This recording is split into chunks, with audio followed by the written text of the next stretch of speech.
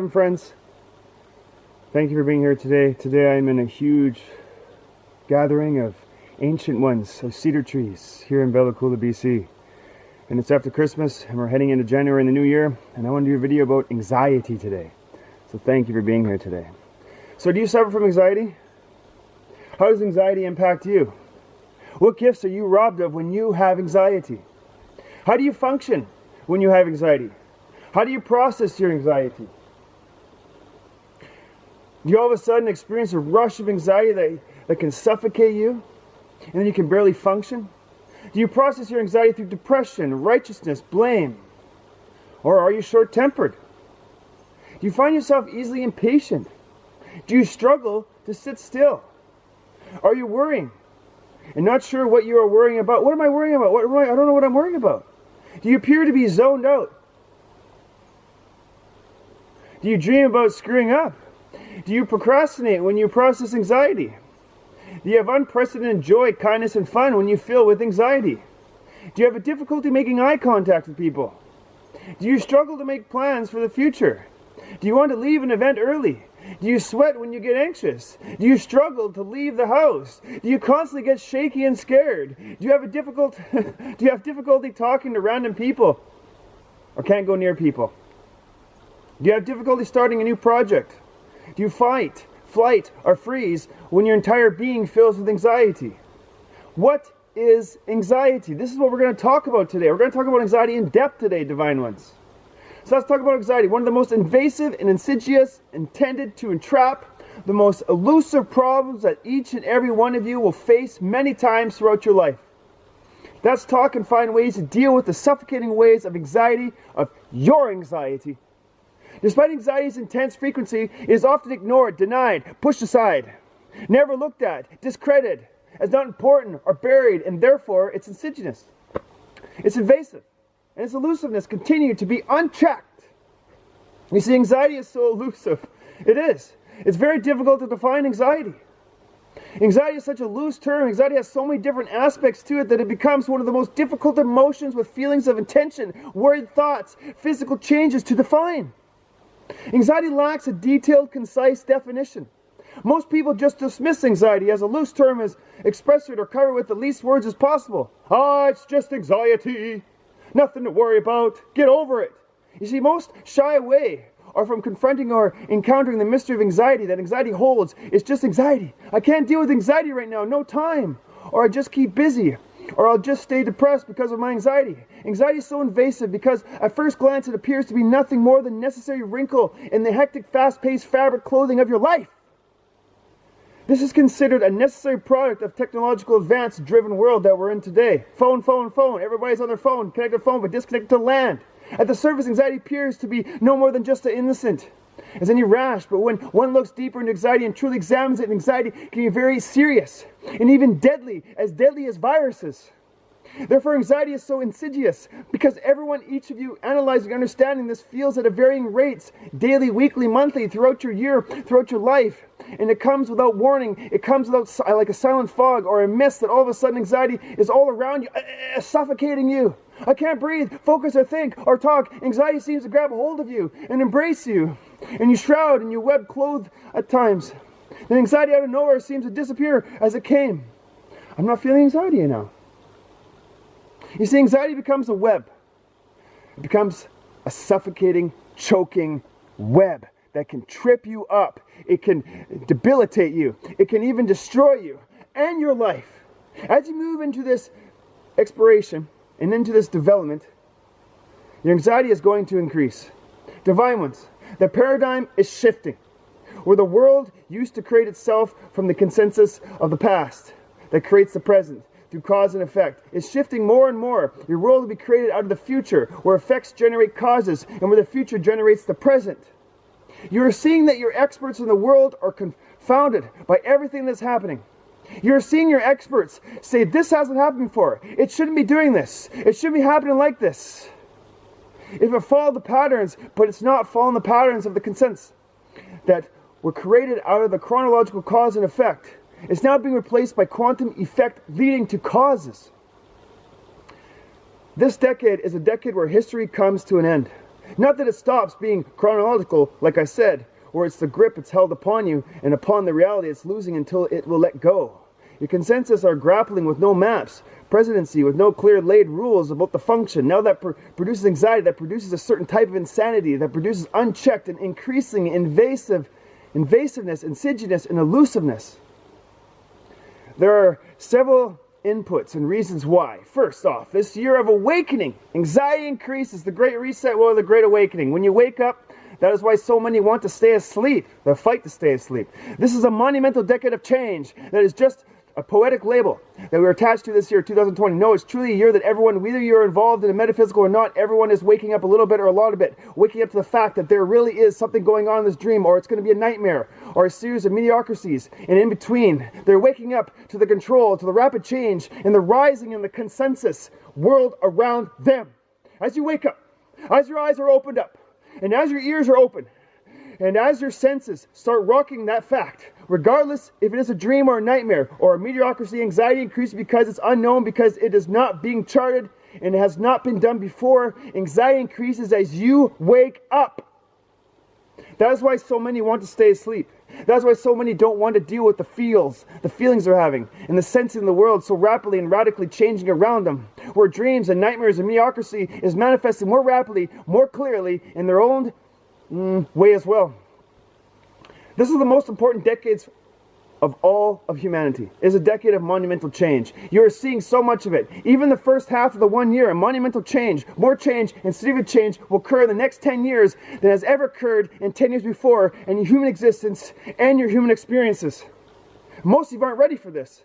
You see, the problems with this is that's maintaining the status quo approach, is that our world is changing so rapidly and so radically now that what you used to be able to deal with is, or postpone to a later date, is something you can no longer postpone or deal with easily or readily as you have in the past. Responsibility is knocking at your door, top, non-stop right now. Also, as you're becoming more conscious of the reality you are creating, as you understand, you create your reality. You can create your entire reality consciously. Yes, but you also know you take certain parts of that reality and see it over here in the consensus, or consciously set it over there in your subconscious mind, or over there in your unconscious mind, and pretend you're not constantly creating it and constantly creating you are.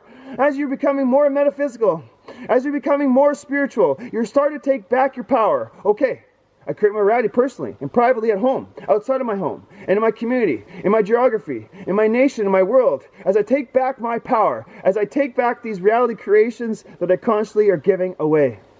Anxiety increases. Even with all the success, anxiety increases, and finally when you stop practicing metaphysics and start living it.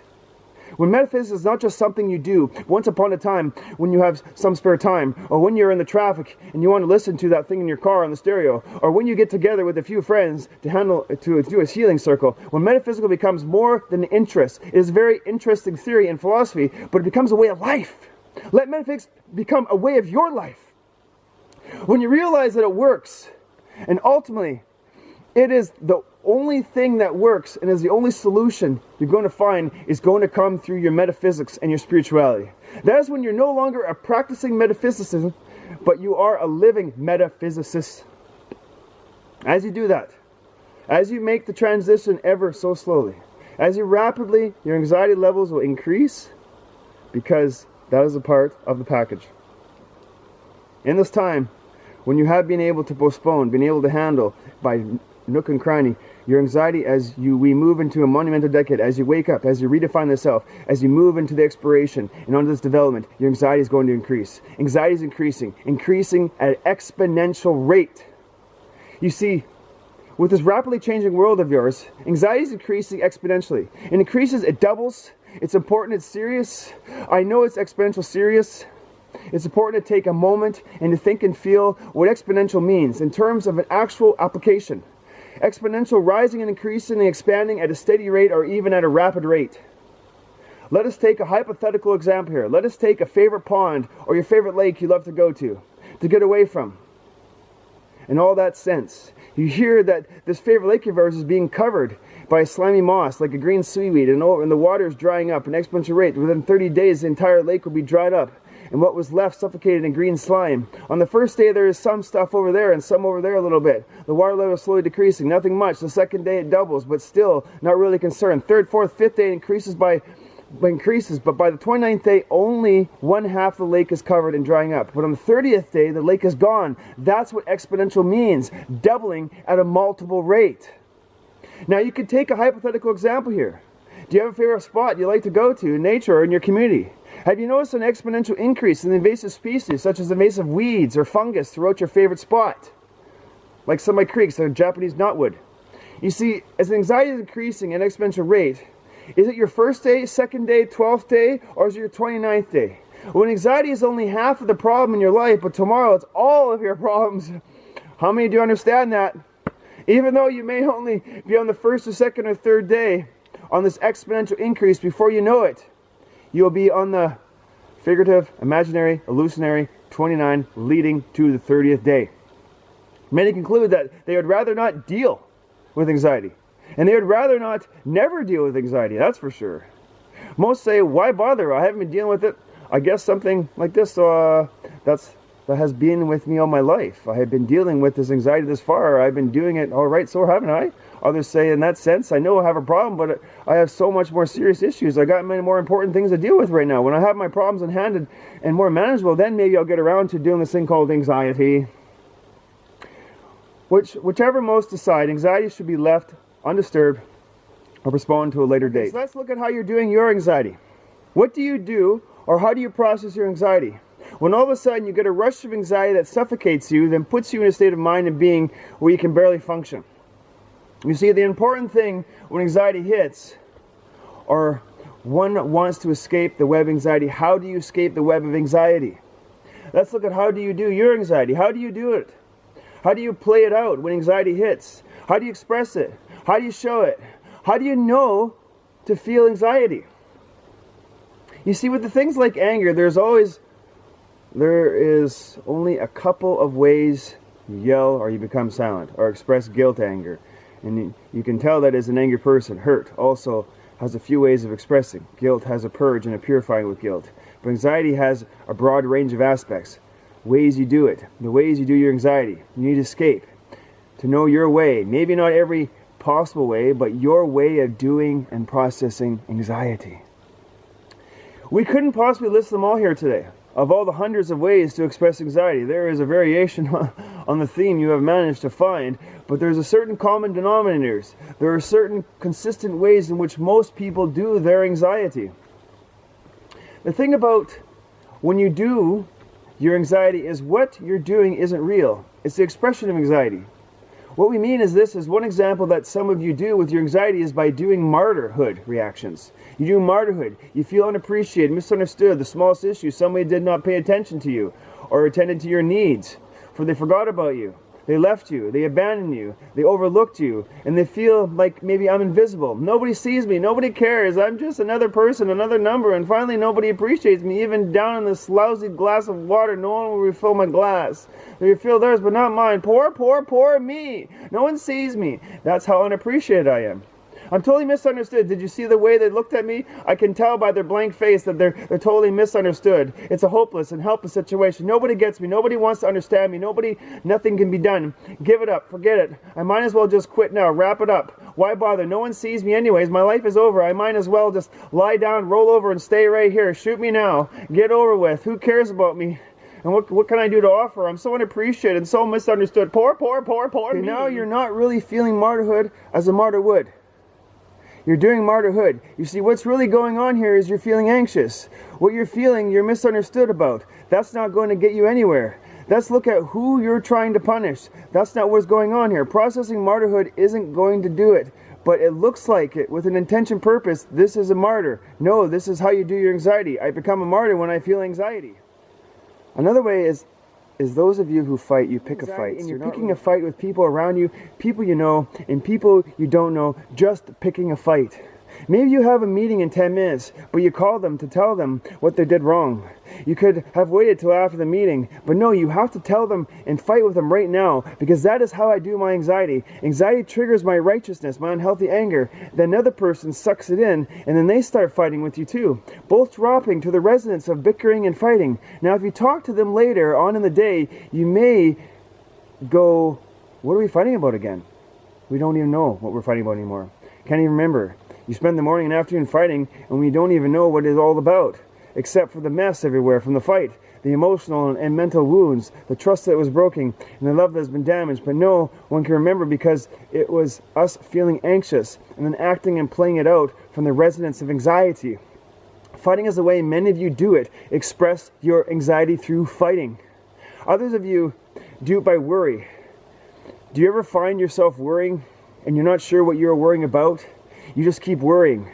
Oh, I'm worrying again, and I don't know what I'm worrying about. Actually, I worry every single day, all day, and I'm not always sure what I'm worrying about. I'm just worrying. What am I worrying about right now? Some of you are worries, professional worries, chronic worries, the worry masters. You may have a job, but your career is to be a professional worrier. If I don't stop worrying, the world will stop turning. You hear about a rare virus and you start checking yourself, you get tested, you wear a mask, you social distance, you're concerned others will give it to you. Maybe you have it, not sure, but you feel you might, but you don't have it. Just worrying about anything. You can worry about something every single day if you like. I'm sure most of you, not all of you, do this. To a certain extent, you worry. Find themselves always worrying. Your worry is anxiety. It's how you express your anxiety, is through being worried. A worry worked.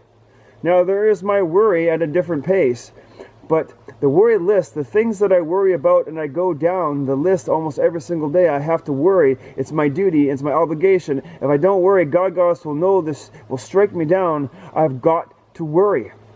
It doesn't matter, the time passes and the worry goes off the list. I had something to do. I never run out of things to worry about. Here are 20 other things I'm worried about. In 6 months you will see all those things come to pass. Nothing went wrong. And that's all right. In 6 months I'll just add more things to it, right?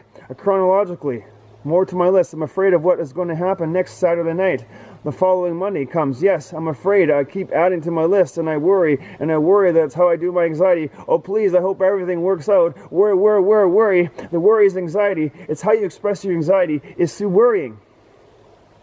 The answer isn't to answer the worry. Do you see? That is where others get sucked in. Oh, they are really worried about this. If I can get you an article, if I can prove to you, get you to go to the doctor and prove to you that you don't have a disease, then you will stop worrying. No. You see, it's not really about the plague. It's about anxiety. It's not really worry that you may get the deadly virus and die. I know there is a lump here. You know that maybe you will get it. And maybe one day soon. Let's both go to the doctor and get it checked. Both get checked, nothing is there. No indication that's all right. It still could happen. I heard about that it could still happen. It could happen to me. Worry. It just might get it. You attract what you worry about. The real thing about answering the worry, it's anxiety. It's anxiety that you're doing by worrying. I process my anxiety by worrying. After anything and everything, all at the same time. Worry. Others process or do their anxiety through being righteous. Getting right up into their righteousness. Blaming everyone, anything, in the whole world. Everything and everyone is to blame for absolutely everything when you have anxiety. Some of you blame is stretched so far it's almost comical, but righteousness blame is another way to do your anxiety.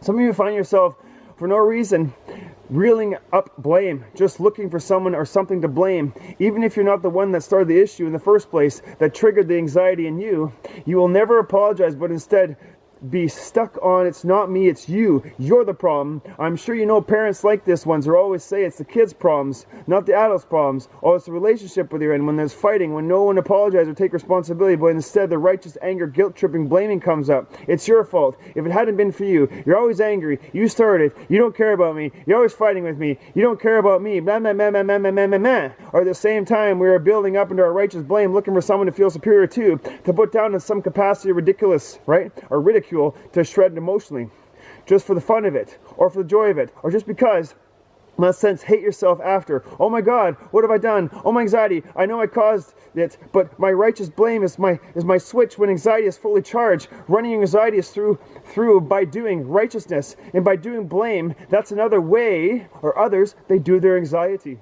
Others of you, maybe when you process your anxiety, you guilt trip, guilt manipulate, and guilt motivate others to do the job, get the job done sooner. Maybe you want the job done sooner so you have less anxiety and worry. Since the job is not done yet, and I was expecting it to be done, it'll be late to complete, and it may never get done. Now I have anxiety. Now I righteously guilt trip, guilt motivate, or guilt manipulates others to get the job done. How does this work for you? Most likely get backlash. You know for sure I will not do the job if another guilt trips me into doing it, right? Not going to happen. I'll do it if you talk nice to me without guilt tripping me to do it. This may happen when you use guilt to process or do your anxiety, or I have seen people label or try to convince others and the other person they are a bad and evil person so they do not have to feel guilty or the things they did to you. Others of you run their anxiety through procrastination. Procrastination is one of the most common ways to do your anxiety. Come on now. How many of you procrastinate to process your anxiety? How many of you, so many of you procrastinate with your anxiety? See, when anxiety peaks, procrastination is the way you do your anxiety. You sit there at work and you see the stuff piling up and you tell yourself, I got to get to that. It's going to take me 3 hours and I only have 2.5 left, but I'll get to it first thing tomorrow morning. I'll set aside 3 hours and I'm going to do it. And in the morning you get caught up. We get busy. More is added to you. Now it will take 4 hours. Oh, I'll get to it. You know, when I come home on Saturday, day off, then I'll do it then. Nothing else. I'll just focus on that, right? But you won't answer the phone, and I'll just do it. Procrastination of the work builds up and builds up and builds up. Same with at home. You watch the letters, you watch the bills, you watch them pile up. You know this has to be paid by so-and-so date, and you know this month I'm going to really do it. But I keep procrastinating. Why do I let the bill stack up? It's because I'm dumb or stupid or because I'm destructive. No, it's because you procrastinate from anxiety. Maybe the bill doesn't produce anxiety, but procrastination is the way that you do your anxiety, which may have something to do with the pain and the hurt that is going on over and over. This is the way that you may do your anxiety. Procrastination is a way of doing or processing your anxiety, which is in the long run only creates more anxiety and more procrastination and the greater anxious feeling where you reach a point and doubt you will finish it, or if you can even do it. And then after a while, it doesn't get done. And then you can say, I knew it would not work out for me. See, I was right to put it off. Another way anxiety may be played out and expressed in your reality is through addictions. What addictions do you reach for when you have or you're doing your anxiety? The more obvious are chemical addictions, alcohol, weed, pills, uppers, downers, and the various kinds of other drugs. They become the way of doing your anxiety. I got to have that hit. Maybe to use marijuana to get high, to relax, to calm down after a very long, stressful day. I know I used to be a pot smoker. No matter how difficult the day is or was, I always had to have my joint or a series of multiple joints to rescue me and assist me with the pain, hurt, denial, abandonment, rejection, loss, and misfortune, pressures, demands, loss, and the grief. My weed would also be there for me to help me when everyone would run away. Or even cocaine, of some of your other substances that is a chemical producing in that sense, to take me away from this reality. I gotta have it, I need it, I can't function without it, I can't exist without the one hit. Or someone who drinks alcohol or drinks coffee, or that one series of drinks, or gotta have my coffee or alcohol, 4 or 5 cups of shots before you take it to me, talk to me today. Or before I can even wake up or even function. Back off, I need my coffee or my alcohol. It's mine. I need my coffee, hot chocolate or booze. Coffee is not a drug. Get lost. Give me my coffee. Oh, sweet, yumming, tasty coffee. How could I live without you? I'll defend you. I'll make sure others know you are all I need. I can't exist without you. For some of you, it's not so obvious in that sense. Cigarettes, drugs, alcohol in that sense that this is chemical addictions one may have. There are also addictions to food, sugar. Some of you are addicted to sugar. That's how you do your anxiety. I have anxiety now. I need sugar. I need something sweet. I don't care what it is. Just give it to me. My sweet tooth needs it now. I gotta have it. I don't care if sugar's bad for you. Gives me cavities. I don't care. Back off and give me my sugar now. My precious. No, it's not because I'm addicted. It's like I just like sugar. Fuck off. Sucking on my candy every day or every night is how I process my anxiety. Some of you are addicted to chocolate. Some of you would trade your right arm and come up with any and every excuse just to eat your chocolate. And then you say you're not addicted to it, but you're highly addicted to it at a certain times, but not all the times. But you're running anxiety. Chocolate is a must-have now. You see, chocolate does something very specifically. The chemical of chocolate releases endorphins into the bloodstream, which does in a few minutes releases endorphins and reduces pain, and therefore the pain, the undefined pain and anxiety produce you produce you to want to eat chocolate. Women who experience PMS often will find, I got to have my chocolate. It's my moon time. It helps me. So will caffeine. But we would suggest in that regard that is why you do it. You're eating 5-6 pieces of chocolate candy in a row. What's wrong with me? Well, often it's release of the endorphins to try to counteract the serenity of the PMS. But others of you have it as your anxiety, the way you do your anxiety. Some of you become obsessive eaters in that sense, binge eating, just eating 24 donuts or several chocolate bars, choking them back because you have to get them down as fast as possible. It's not because I love the taste, I got to fill my mouth, I got to fill myself. You find yourself binging on food extensively. You may even potentially damage to yourself with addiction to the chemistry. Sometimes people like to have food that crunches, crunch, crunch, crunch, when they have anxiety. Not just food, but food that snacks, that crunches. Very important. It makes the crunching sound. Maybe you're just talking about on a subject comes up and it produces anxiety. It's time for crunchy snacks. Where are my crunchy snacks? Popcorn, Doritos, crackers, anything. As long as it crunches. Some of you have these chemical addictions. Others of you have mechanical addictions and biting your fingernails. Some where there will be a rough edge. I have to chew it smooth. That one hangnail that will never come. Why don't you clip it? No. I'll chew it right down the knuckle. I'll never do that again until you do again. It's anxiety. That's how you do your anxiety, by biting your nails. Other of you twist your hair. No, I'm not anxious. I'm twisting my hair. No, I'm not anxious. But in that sense, or you crack your knuckles, or your neck, or you have to crack something. Those of you are pickers, you pick 6, you pick your nose, you pick your ear, you scratch, or pick something constantly. That zit looks like it's been through a meat grinder. No, I got it. It's bleeding everywhere. No, I'm still not done picking it. Others of you are taking inventory all the time, touching and tracing your ear or nose with your fingers. Your ear, your nose, or are they still there? Mechanical habits that you didn't learn to do. It is the way you do your anxiety. This has a certain electronic release that occur that affect the brain that is part of the pattern. Others of you may be addicted to sex or masturbation. As soon as you're anxious, overwhelmed, or anxious, or present, maybe you get horny.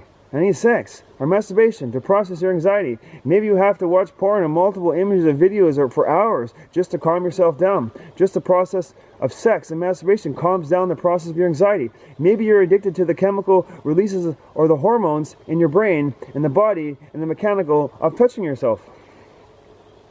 Others of you will play video games or any game on your phone or computer. Or you'll get lost in your game. Some of you will play their game for hours into the wee hours of the morning. Maybe you like to combine smoking coffee, cakes, sweets, and video games together. Video games are a way that you do your anxiety. You know, when you go to your families or in-laws for Christmas, maybe you have to have 4 or 5 or 10 drinks and a couple of joints before you can even see and deal with your family. Also, you know when you go and apply for a job and you have 3 drinks ahead of time just to relax? It doesn't work, does it? Or you sit there biting your nails in that sense. I can handle it. I can handle the job. I can handle the responsibility as you tear a piece of your nail off and you split it. I can set a good example. I know I can. I can create a positive image for the employee or this company as someone who is twisting their hair. It is very positive imagery I can set. Or there are others whose behavior is to take constant inventory of their body parts, and the person that has to make sure all the body parts are there and hope that the zit is going down on their face, but it's getting bigger by touching it all the time and picking it all the time. That's the way that you do your anxiety. Also, maybe you're having a rough day. You have a day of constant anxiety, constant mistakes, constant failures, letdowns, heartaches, pain, distress, grief, misfortune, setbacks, loss, guilt, anxiety. That someone, maybe your boss, who's always on your case. You try to stay calm. You do the best job you can. You try to be the perfect employee throughout the day. You try to slow down, to not make mistakes, but you keep making them. You keep telling yourself just to finish this day, and you can have a joint during the break. Just finish this job and you can calm your anxiety with a drink and a few fat joints tonight. Some of you will go to a job you don't like or even hate, or even some of you are in a relationship right now that you don't want to be in or even near them. But a way to get through the anxiety of the relationship and the job you don't like, and a way is to do anxiety to calm down, is through chemical and mechanical addictions. The very anxiety itself, the way you do your anxiety in many of you, is through addictions. Addictions produce, or it gets produced by the very anxiety. Anxiety produces a debilitating habit, mechanical and chemical addictions. Therefore, you find yourself caught in your habitable behaviors that are very destructive. Furthermore, these don't make you very good impression. It can be deliberating. It can get you in a way, okay?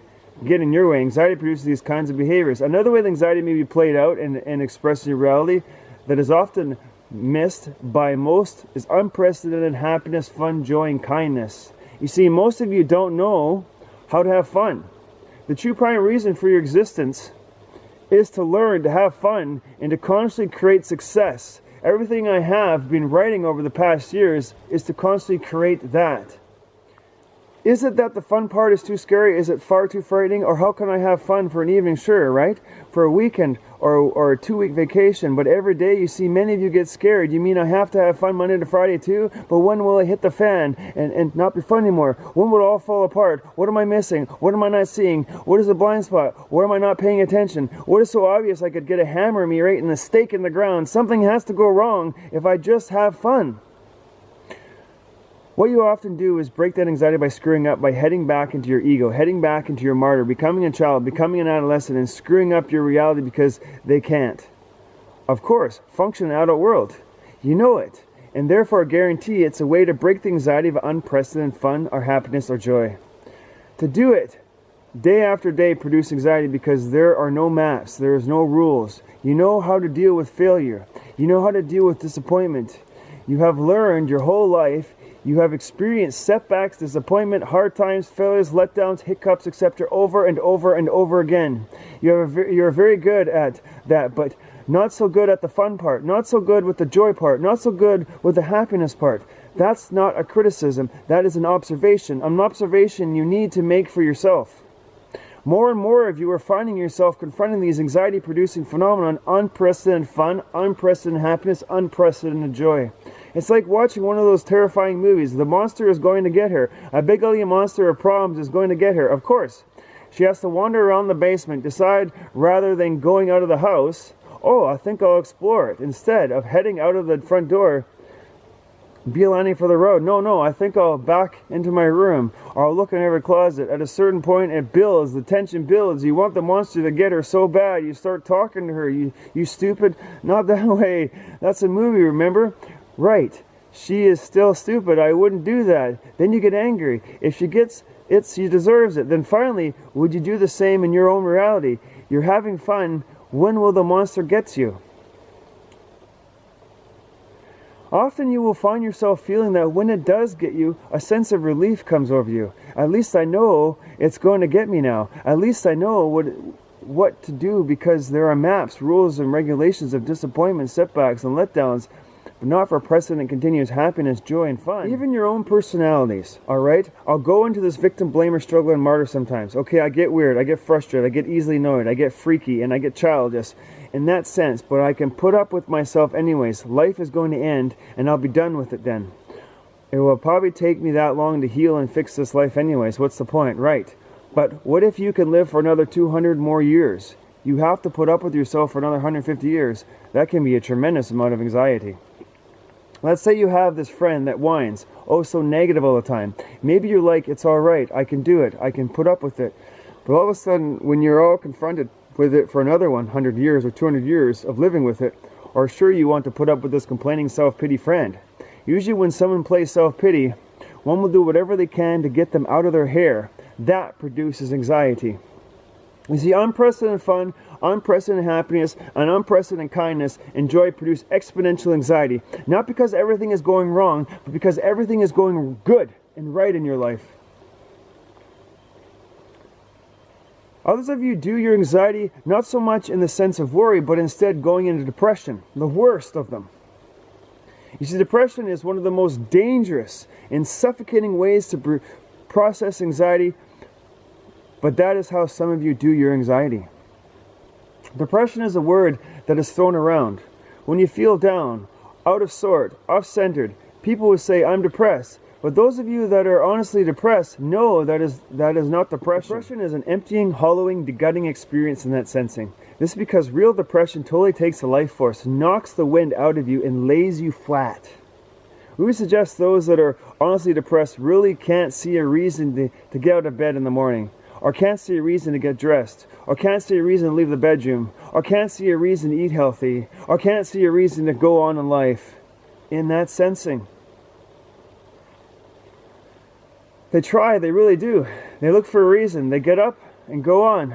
But the weight of the gauze, like unhealthy anger, or that hurt that has been built up after so much time, or that soggy shame they're swimming in, or they get gray, dingy, dripping, wet self-pity, or that impeding, suffocating, neurotic guilt, or that suppressed unhealthy anger, or the anxiety that has numbed them and shut down to the numb state. It shows up as real depression, and they seriously cannot find any reason to get out of bed and go on with their life. In that sense, someone close to them, or a friend or a family, will say, go out and do something fun for a change. Get out of your mind of depression. Try going to a movie, go shopping, go to a dinner, have something. You really like and enjoy it. All they are doing is betraying their own lack of knowledge about what real depression is about. There's depression and shutdown isolation, and there is also manic depression. This is for the worst case scenarios of repeated suppressed, unhealthy, unprocessed emotions. For example, one may want to run but can't, will feel helpless, separate, alone, lonely, overwhelmed, impotent, never will be or have been, jealous, envy, that they can't be helped. Does not matter. No one cares anyways. Leave me alone is my depression of unprocessed, suppressed emotions that are labeled bad and wrong. Someone who suffers from depression may have severely suppressed, unhealthy, unprocessed emotions. This leads to anxiety, then processed through depression, then grows to one becoming paralyzed, to shut down, or manic depression. One feels if they express their unprocessed emotions in any way, they will be in trouble, punished, abused, denied, rejected, and abandoned throughout life, labeled a bad and mean person. So we're not saying the way you do anxiety is by being off-center, feeling out of sort, feeling under the weather emotionally. No, we are saying some of you, not many of you, but some of you do depression. It's one of the most dangerous ways, because when you get under the gauze like layers, that gets so heavy that you can't lift it. It may take a day, a week, a month, a year, and it may take decades. And there are those people out there who are depressed for decades at a time. Then all of a sudden they snap out of it in that sense, as almost as if they went into it instantly and will be fine for a year or two or three. Then depression shows up again, and that sensing they live most of their lives, spend most of their years in that state of being in mind of depression, and they do anxiety that way. Depression is one of the more dangerous and suffocating ways to process anxiety, but that is how some of you do your anxiety. Another way some of you process anxiety is by fostering, which we have often referred to as trust perfection syndrome. No matter how well you do something, you always will feel like a failure when you hold perfection as a standard. Let's say you experience a high-low wave of anxiety. One may decide on a bright idea that I am just going to be perfect. I can't trust myself to be in a loving relationship. Therefore, I will be the perfect lover, the perfect friend, the perfect partner. I can't trust myself to be the perfect person at work, so I'll just work perfectly. I can't trust myself at work, so I'll be the perfect person, perfect employee, perfect supervisor. I'll be the perfect therapist, the perfect healer, the perfect counselor, or whatever job I have. I will solve my problem, and I trust what I am doing. The problem is, I can't be perfect. You see, part of the human condition is the lack of perfection, because you're always changing and you're always growing, and perfection is static. So no matter how well you do something, you always feel like a failure when you hold perfection as a standard, because no matter how well you did it, you could have always done it better, faster, sooner, more right, more elegant, more perfectly. No matter if you get an A, you should have got an A+, or got it sooner. You always feel like a failure. When you feel like a failure, you punish yourself. You punish yourself with doubt, so you trust yourself less. This means I have to be more perfect, which means I feel like a bigger failure, which means I doubt myself more, which means I have to trust myself even more, and therefore I have to be even more perfect. And pretty soon, it supports itself, and it doesn't even need you. It doesn't need new input. It just keeps spinning around, and anxiety-producing foster syndrome that many of you get caught in. The step to release anxiety is by knowing how you do anxiety. How do you do your anxiety? Now, your way of doing anxiety does not have to fit into the many different ways we suggested. Others of you do your anxiety their own way. What I suggest may be your way, or there may be a catalyst to show you your way, but it's important to figure out how you do your anxiety. Furthermore, let's talk about what does anxiety rob you of? What does anxiety do, and how does anxiety suffocate you? It's important to know specifically, what does your anxiety do to you?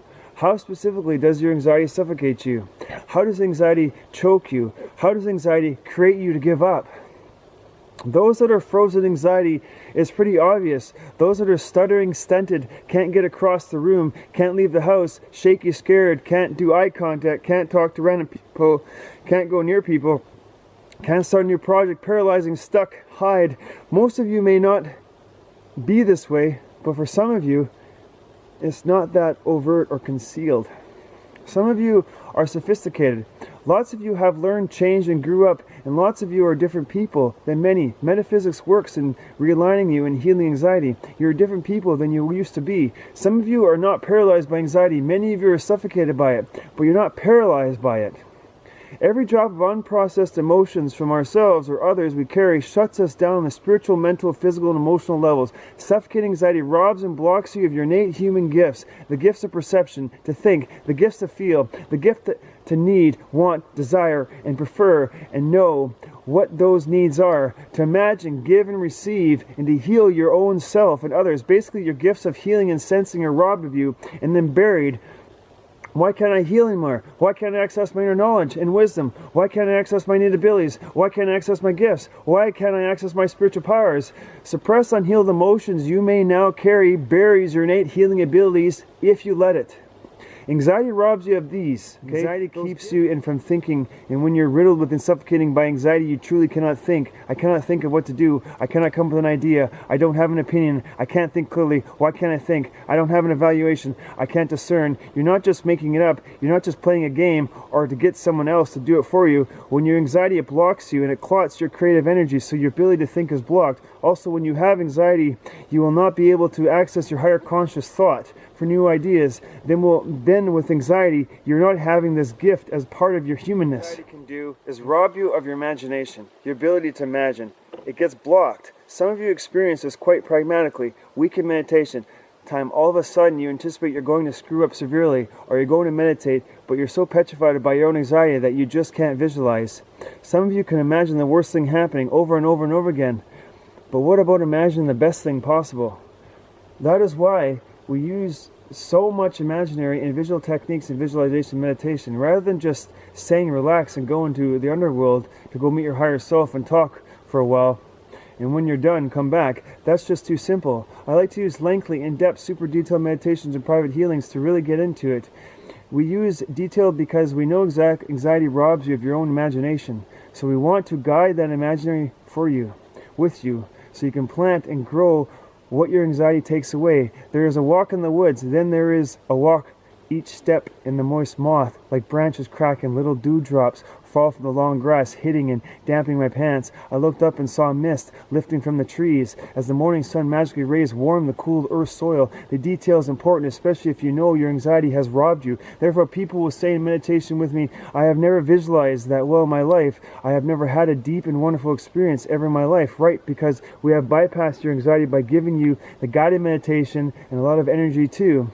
That is why we do that in private healings. It robs you of your gift and need to know what those needs are, to want, to have a desire, to refer those of your human gifts, to have a preference, to have a desire, to have wants, to have needs, that you are conscious of. Often anxiety blocks this, where you really don't know what you desire, or you don't know what you need right now, or what you want. There are certain needs, but during anxiety, you just don't know what you need, or if you need a certain thing or person, you don't respect your survival needs or your security needs, not because you're self-destructive, not because you're suffocated by your anxiety. Therefore, what I need to do right now is get up and move, but I can't. What I need to do is eat, but I can't. What I need to do now is sleep, but I can't.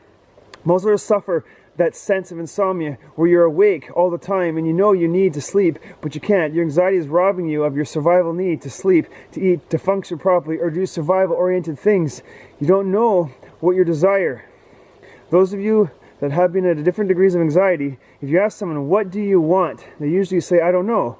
They are not playing games, although at times there can be games. This time they really mean it. What should I do for a career? Often respond with, what do you want to do? They'll say, I don't know. If it's If it's the right thing, I'll do it. You don't have any desire. Sometimes that's true because the anxiety has robbed them of their desire. Anxiety can be robbed of you is a gift to give and receive. You will find it very difficult to receive love and joy and happiness of your life, even when it's right in your face because of suffocating anxiety. Anxiety robs you of is a gift to heal yourself and heal others. When you are full of anxiety, you block the miracle of healing yourself and others. Healing is all about floating in love, not anxiety. Love heals anxieties, cripples and blocks the multi-layer healing from unfolding. These precious gifts, from the gifts of perception to think, the gift to feel, and the gift to need, want, to desire, and prefer, and know what those needs are, to imagine, give and receive, and to heal yourself and others, are gifts that can be blocked or robbed by the suffocation of anxiety. Those are some of the ways anxiety robs you and blocks you. So when you're feeling anxiety and you say, oh, it's just anxiety, or it's only anxiety, or I can get to it later, you now have the terms to define it. That is the first steps to clearing up the web of anxiety. As you know what your anxiety is, as you can know how you do it, and tell yourself the truth about what it can or is already doing to you, then you're in a position. Then you lean into yourself and ready yourself to make your escape and escape the suffocation, crippling web of anxiety. Think about it. How do you do your anxiety? Which ones are you too uncomfortable for you? That you were sure we are using you for an example. Which ones were catalysts? Or which ones is your habit or particular addiction for anxiety? Or here is the one I do. I see the pattern now. What is the way you do your anxiety? How do you do it? In a private session with me, we will, with exact precision, find the specific roots of your anxiety. I'll also share specific ways to escape your own web of anxiety. Let's get into the space and mindset to receive a new you, not frozen up in anxiety. As we work together, we will blend together and create a new reality with you. Let us begin the healing process of what anxiety has done to you, to heal your anxiety. If you feel like you're experiencing suffering or suffocating from anxiety, and you would like to transform the components of your anxiety out of you so you can then escape its web and leave it behind, please feel free to contact me for an in-depth, life-changing healing anxiety session where we will find the specific roots, the exact roots that cause your anxiety. This is Chris Parr, Syrian Lemurian Wisdoms and Teachings, Galactic Council of Light, Agathor Shamalah. You can reach me at www.miraculite.com. Thank you so much. This is Chris Miraculite.